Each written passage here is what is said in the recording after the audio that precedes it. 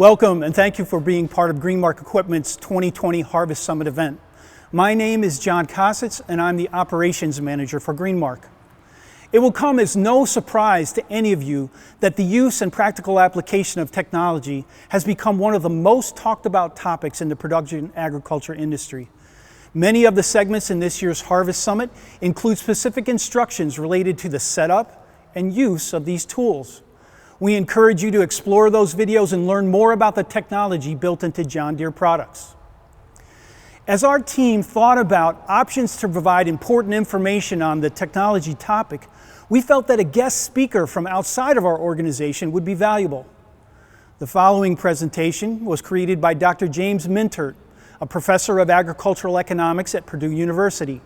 He and his colleagues will present information based on studies by Purdue and the USDA that reinforce the measurable improvements that result from the use of technology in production agriculture. As you listen to the presentation, we invite you to think about how Greenmark can assist you as you consider technology solutions for your business. Our experienced team of integrated solution specialists in combination with your local sales team is ready to help you understand and evaluate tools to improve the efficiency and productivity of your operation. We would all like to thank you once again for being part of this year's Harvest Summit, and we hope you enjoy the presentation. Hi, and thanks for joining us for our discussion today on how you can grow your digital ag strategy for your farming operation.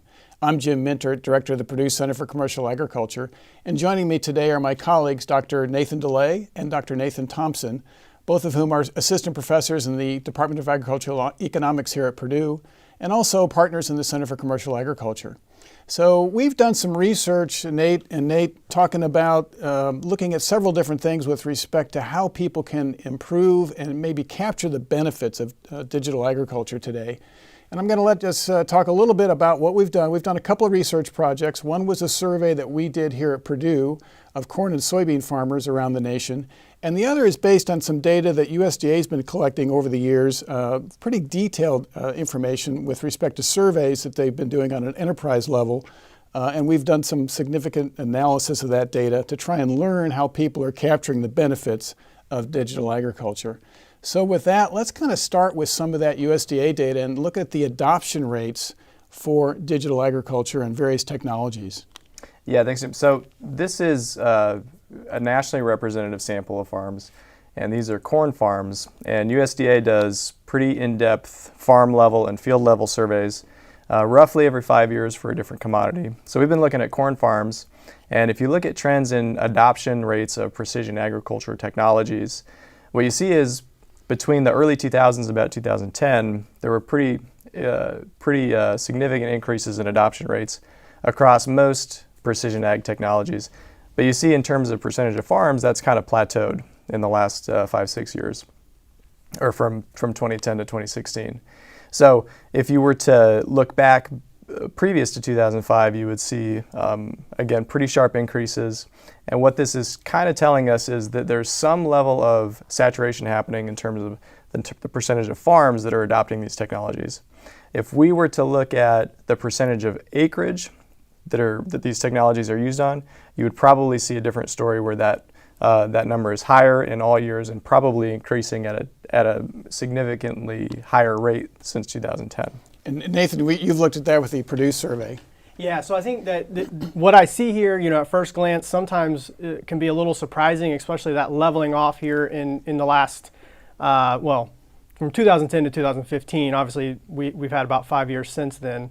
But when you compare that to what we see in the Purdue survey, where we're focusing more on what we call commercial scale farms, so that would be farms 1,000 acres or more, that as Nate mentioned, right, we have this saturation. And so, the adoption rates for some of these technologies that are a little more common, so yield monitors, guidance, things of that nature, are well above 80%, 90%. And so, of those farms that are kind of commercial scale, where we would expect to see adoption, we see that a lot of these technologies, at least the ones that have been around a little bit longer, are pretty widely adopted. Yeah, so really a pretty big difference when you start looking at the commercial scale, 1,000 acres up versus the smaller farms that are included in the Purdue survey. So you've done some work, Nate, quite a bit of work actually, in terms of statistically trying to sort into groups how people are using technology. And let's talk a little bit about that. That's based on the USDA data, so this is national data representative of the entire corn industry, so to speak, right? Correct. And so what we've done is we've taken these, there's a battery of questions on, it's called the ARM survey, which is this very detailed USDA survey. And we've looked at specifically the 2016 corn survey, and we've tried to group farms in terms of the way that they bundle and adopt different precision ag technologies. So we do something called cluster analysis, which is just a statistical tool that allows us to group farms. And the first group that we identified is notable because they don't use any of these technologies.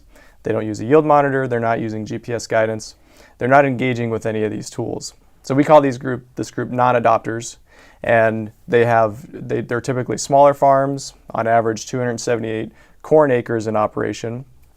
The average age of the operator on these operations is close to 60, and 41% have a college degree. So it's a significant group because, again, there's no adoption happening with this group. And the next group has adopted some technology. Yep. Yeah, you can think of these as passive adopters because they've got the sort of entry-level product, the yield monitor. So 68% of these farms are using a yield monitor, but they're not engaging with the yield monitor in a way that would lead to improved decision making. So they're not generating maps from their yield monitor data. They're not very many of them are using guidance, very few variable rate technologies, things like this. So we consider these passive adopters because they have the technology, but they're not really using it. Yeah, so I like to think of these folks, because again, yield monitor shows up there as kind of, a good indicator of what this group, a lot of them have a yield monitor. But really passive adopters are anybody who maybe buys a new piece of equipment that comes with some sort of technology, and that's kind of where it stops, right? They didn't really actively go out and adopt a yield monitor. It probably came on their the new purchase of a combine, and then it kind of stops there. There's no kind of active analysis of the data that they collect using that, right? Correct.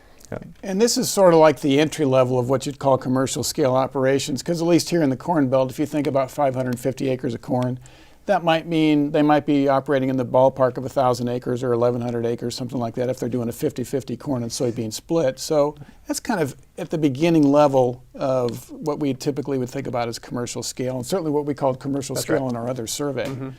So then the third group was one we called data users, and what are the characteristics of the data users?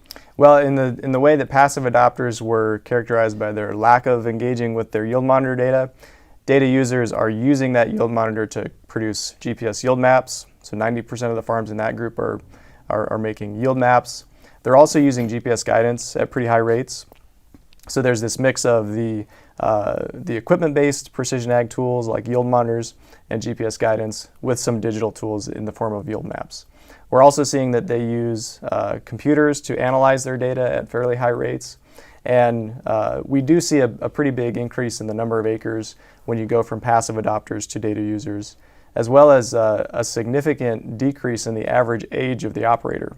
So in terms of averages, 58 versus 54 is a pretty significant difference in operator age, and a much bigger increase in the proportion of those that have a college degree.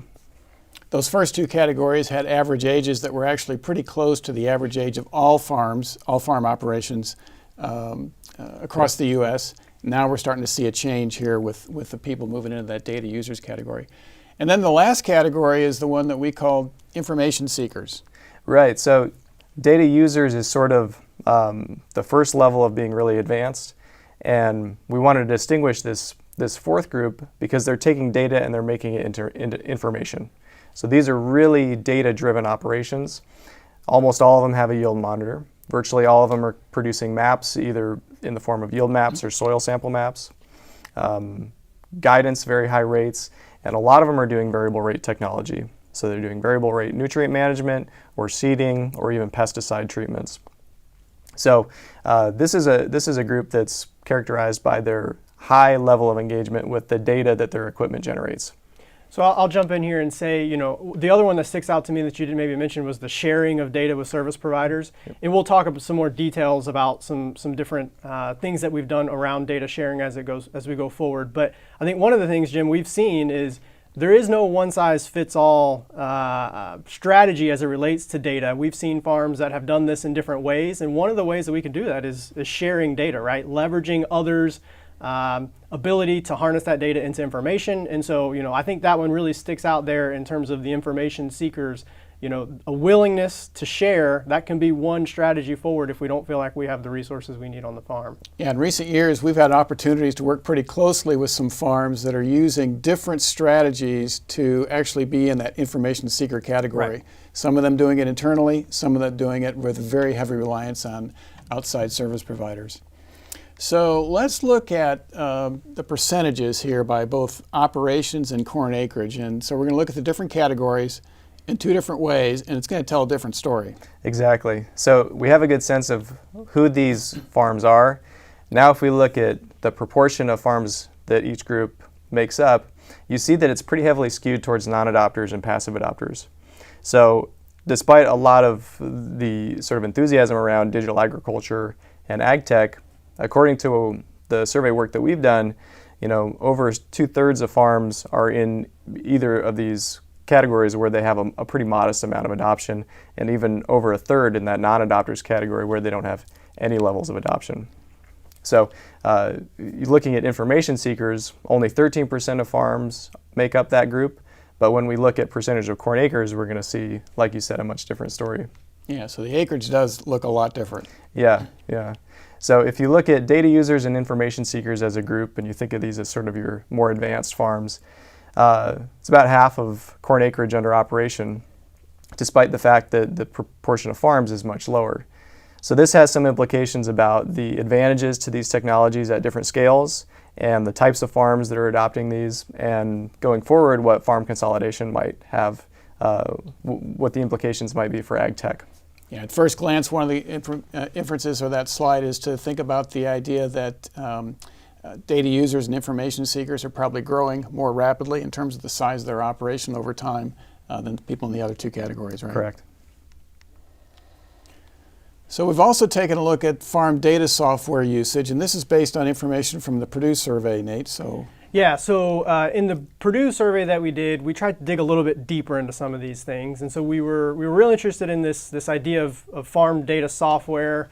There's a plethora of products available on the market that farmers are having to choose from. And so we were really interested in understanding a little bit better kind of, why they choose what they choose and what different software products they might be using. And so here we're just looking at kind of the use of farm software by farm size, right? So we have 3 farm size categories: 1,000 to 2,000, 2,000 to 5,000, and greater than 5,000. And you can see, as we would probably expect, that software use increases with that farm size. So in that smallest category here that we looked at in this survey, 1,000 to 2,000 acres, about 36% of those farms were using some sort of farm data software.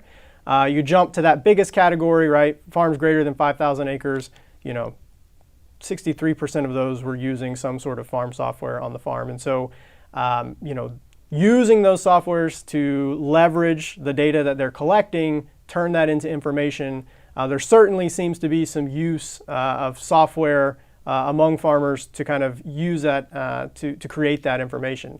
I think Nate wants to talk a little bit about the next slide. We dug a little bit deeper into the different types of softwares, and it's really interesting to look at that distribution and what people are using. So, take a look at that, Nate. That's right. So we asked this sample, again, commercial scale farms, the specific products that they're using on their farm. And we came up with this list that doesn't cover everything, but we felt like was a pretty good representation of the major products on the market. What's interesting is that, and before I go on, I want to be clear that this is of the farms that are using software. This is the proportion that use different products. So 44% of our sample use some kind of farm software, and then of that 44%, 52% are using Climate Field View, 44% using John Deere Operations Center, and so on. And what you see is this other category, which is any other product that we didn't list, made up almost 1/4 of software users. So what this tells us is this market is far from saturated. There's a real long tail in the products that are coming out and that are available to farmers. And if we were to be more comprehensive, we could have created a pretty long list. What is also notable is if you look at the number of products farmers are using, the average was about 2. So the story there is there's no one-stop shop for these software services that are doing everything. And in fact, it's pretty clear that farms are integrating different technologies that specialize in different things. And the question is, going forward, how does the market integrate different products, or do they want to stay separate, do unique things, and then something like an integration platform that brings everything together? We really don't know how that's going to shake out. Although we don't know exactly how it's going to shake out, but it seems likely that over time we're going to see some level of firms doing a better job of taking data from various sources and allowing it to reside in one place, right? I mean, I think that's probably where we're headed. But it hasn't been sorted out yet, and it's not clear who's going to be the market leader, right? Exactly. Okay. So we went a little farther than that, and we asked people about sharing data with outside service providers, and this is a little bit controversial, right? The whole idea of sharing data has been a big issue in agriculture for a number of years. Yeah, so definitely gets a lot of attention, which is kind of what led us to want to gather a little more information about how farmers actually feel about it, and more importantly, kind of what they're actually doing, right? So software is kind of one way to take the data, harness it, evaluate it, and make some sort of recommendation potentially. An alternative to that would be to share the data with someone else and allow them to do that if we don't feel like we have the ability in-house to do that. And so we kind of came up with some pretty standard categories here and asked on the survey, do you share your farm data with any of these groups? And so, not surprisingly, the 2 largest groups there are agronomists. You share your data with your agronomist or your ag input supplier, so 58%, 44% respectively. To be honest, I was a little surprised. Those numbers are relatively high. Given all of the negative attention that sharing data gets kind of in the ag media, potential for privacy concerns and things of that nature. Obviously, your agronomist or your ag input supplier is probably a trusted service provider, and so that relationship probably has a lot to do with that. But still, those numbers are relatively high, right? To say that farmers are not willing to share their data would be an overstatement, in my opinion, based on these results. That farmers are willing to share, and we'll talk a little bit later about the benefits they get from that.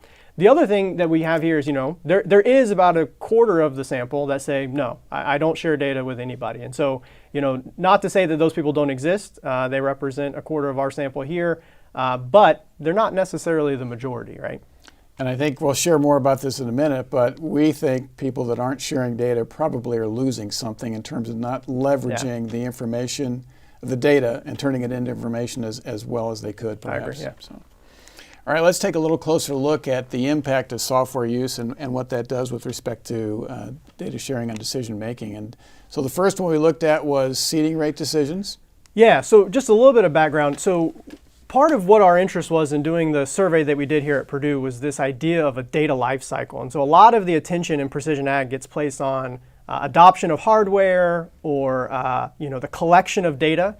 But I work with a lot of farms that talk about they have a bowl full of thumb drives sitting on the office desk, and that information just never really goes any further than that. So our question was kind of moving or proceeding along that data life cycle of, we don't just collect data, but then do we turn that data into an actionable decision? And then we'll talk about here in a second, what are the outcomes associated with those data-informed decisions in terms of yield or profitability or efficiency. So starting out, again, we're looking at here how the use of software and or the willingness to share data influenced how my data influences my seeding rate decision. So I'm actually going to use data to influence my seeding rate decision. So if I did not use software and I did not share with an outside service provider, about 9% of those folks said that their data actually influenced their seeding rate decisions.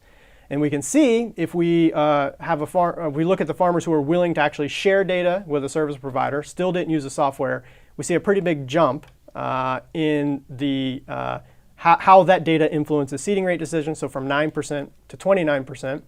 We can look at it an alternative way. So if we look at folks who use the software, so maybe we're doing some more internal analysis of that data on the farm, but did not share externally, we still get a pretty big jump in how that data influences seeding rate decisions. So again, from 9% to 23%. And then what I think is even more interesting is we get this additive effect. So if you use a software product and you share that data with an outside service provider, that use of that data to inform seeding rate decisions jumps to 41% of producers. And so, we definitely see individual benefits of software use, potentially representing kind of internal data analysis on the farm, as well as the ability of an external service provider to leverage that data into a data-informed decision. And so, that's for seeding rate specifically. So we also did kind of a similar thing looking at fertilizer decisions. And again, we get a very similar story. Overall use is of the data to inform fertilizer decisions a little bit higher. That doesn't surprise me. Those sorts of decisions have been around a little bit longer in terms of using data to inform fertilizer decisions. But the trend, the use of software, bumps the ability of data to inform fertilizer decision. The same with data sharing, and then we get the same sort of additive effect that if we use both, we're even more willing to be able to leverage that data into information. So that aspect of it was looking at, are you using data coming out of software or not coming out of software, sharing with service providers to inform decision making. Right. Nate, you went one step further and said, okay, what's it doing to yield, right? What's it doing to output, right? So same kind of idea. What's the impact been on yield? Right, so the follow-up question was, given that you've made this decision based on your data, how do you perceive the effects of that decision? Did it increase your yields, decrease your yields, or have no impact? So looking at the percentage that said it improved their yields, again, we see that if you don't use software, but you go that one step further of sharing data with somebody outside the farm, it increased from 48% to 75% regarding that decision as being yield improving. And then when we go vertically, the same story where adding a software product to the mix improves your perception of the yield impact. But the additive effect is now smaller relative to the decision-making aspect. So I think that's an important distinction. If you just do one or the other, that's really doing the lion's share of the work in terms of your perceptions of the data on your yields. If we look at fertilizer decisions, the same story emerges where we're seeing increases in the positive perception of your data-informed decision-making, and again, the additive effect a little bit more modest. So in both cases, though, it looks like bundling pays, right? The idea of using software and then sharing that data with an outside service provider, maybe to get some help with interpretation of that, gave us a little bit of a bump, both in terms of using it to make decisions and a little bit of a bump with respect to what we think it did with respect to yields. Yeah, one of the ways that we've described that, I think Nate coined this term, at least for me, was kind of touch points, right? The more touch points that we had on our data, the more likely we were to use it and the more likely we were to see these benefits, right? And so I don't know if you have anything to add to that, but I think that's a really good way to think about it is, again, we've seen different farms do things different ways, but more touch points is certainly beneficial for just leveraging and harnessing the value that's there, because maybe there's something we can do internally using a software product. Maybe there's a gap where we need, our agronomist, our input supplier to come in and fill that. So the more hands, the more eyes we can get on that data, I think the more value we're starting to add to the farm. Right, and to tie it back to the USDA data that we've looked at, I think that bottom right-hand corner that is using software and sharing is pretty reflective of the information seekers group. Right. Exactly. So this is a graph the green line is showing you the maximum efficient production that a farm could achieve for some mix of inputs. So if you think about, however much nitrogen, pesticides, labor capital that you're using on the farm, there's some maximum feasible production that you'd like to hit in terms of bushels per acre. So we wanted to map those four groups that we identified in the cluster analysis in terms of their ability to achieve that maximum production level. And so that's what we did. And thinking about the green line as your 100% efficiency level, what we're going to see is that farms in the advanced stages of precision ag adoption are closer to that 100% efficient production level than our farms in the non-adopters group. And the difference is the largest between what we called the passive adopters and the data users group, where efficiency goes from 80% to 85%. There's a small bump that we see between data users and information seekers, but it's not huge and it's not statistically significant. So the story here is, in terms of efficiency, the greatest bang for your buck is going from a passive data strategy to an active data strategy.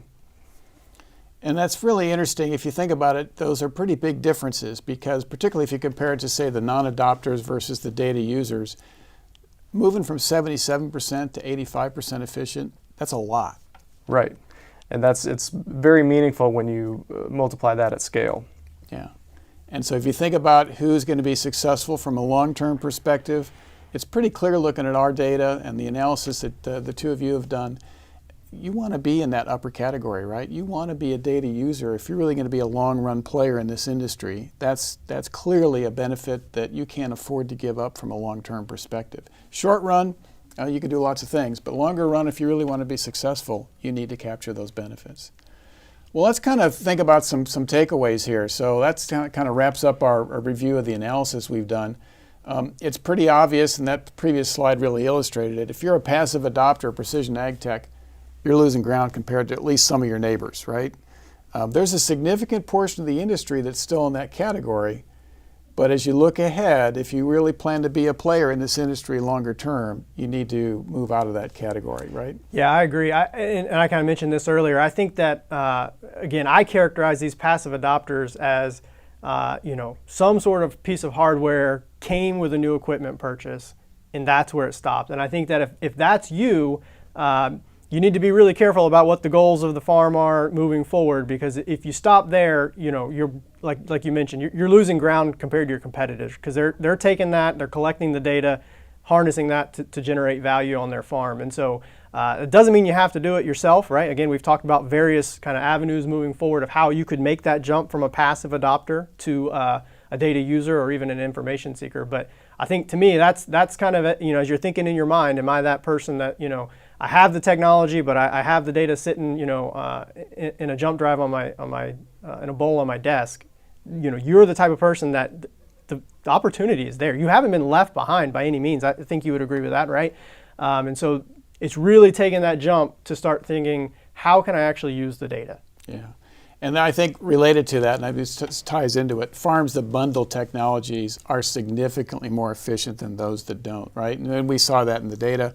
So you could be at that first stage and you're starting to get ready to do some things, but if you really want to capture and leverage the impact of the data you've been collecting, you've got a bundle. Exactly. And one thing to point out here is that those efficiency benefits that we've identified are robust to controlling for things like operator experience level, farm size, different farm structures.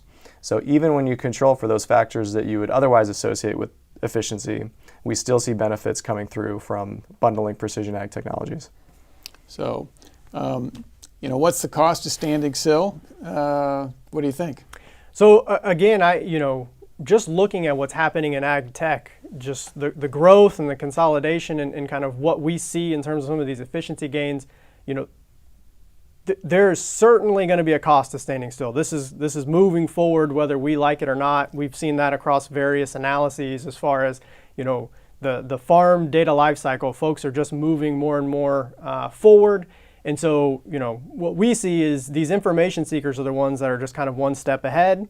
And if you're looking to be moving forward, if you want to kind of be on the cutting edge, then there are certainly going to be opportunities to finding out, what is the, we talked about consolidation in software. What is the software that's going to be the one that kind of leverages the most value for my farm?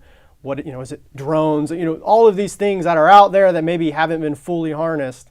The information seekers are the ones that are kind of going out there and pushing the envelope as far as how we can turn that into value on the farm. Does that mean that you have to be kind of on the bleeding edge? I don't know. I think that our analysis shows that you could be a fast follower, right? And you could probably generate some value from these strategies, but there's definitely going to be a cost to standing still and not doing anything. So looking ahead, what should you do? Well, I think the bullet point sums it up perfectly. No one technology is going to provide all of the benefits that we see come through from a bundling or a systems approach. So it's sort of attractive to think that be it drones or be it a specific software platform is the thing that's going to drive the efficiency of your operation. What we're seeing is it's really a integration of multiple different products and, again, touch points. If you can engage with your data that your equipment's generating in more ways, in more innovative ways, that's when you're going to see the benefits. Obviously, it's important to keep pace with your competitors, but to me, the key to success is to develop a strategy that fits you and your farm. And you and I were talking about this earlier. You think back to almost introductory farm management, which is a class that you teach these days. One of the things you talk about is identifying your resource base and figuring out what it is you have in terms of skill sets on that farm. And we've worked with a number of different farms that have different skill sets, and they've come up with different strategies. You might elaborate on that a little bit. Yeah, I think that's really, I don't think we could sum it up any better than kind of, what fits for you and your farm. And we've showed some different things throughout the presentation today, and just to kind of maybe pull some of that together, right?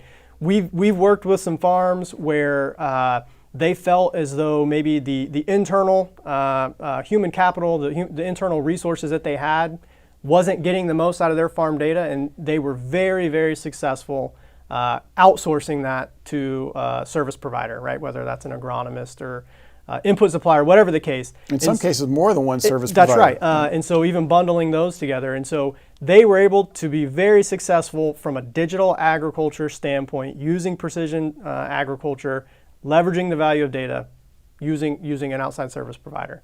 Alternatively, right, we have worked with farms that wanted everything in-house, had the skill set in-house to do that. We're using a ton of different software products, layering data, generating their own recommendations, just as successful, right? And so really evaluating kind of what fits best on your farm. Do you have the internal resources in terms of maybe a younger generation coming back with a skill set that allows you to do some data analysis? If that's not the case, or maybe you're just not interested, it certainly is not anything wrong with outsourcing that sort of analysis to a third party that has expertise in that area, right? So maybe your expertise is not in data analysis, your expertise is in agronomy, you're a great agronomist. Leveraging outside help to make the most of that data is certainly still can provide a lot of value. That's what our results show. You've got to generate the touch points, right? Whether you do it in-house or with somebody outside the farm. Yep, we saw the cumulative effect of engaging both with software and with service providers has meaningful benefits. Being in that more of the advanced stages of those farm groups, regardless of your farm size, we're seeing efficiency gains. So yeah, it's all about engaging with your data and your digital ag systems as much as you can. All right. Well, thanks for joining us. That kind of wraps up our discussion of how to grow your digital ag strategy successfully for your farming operation.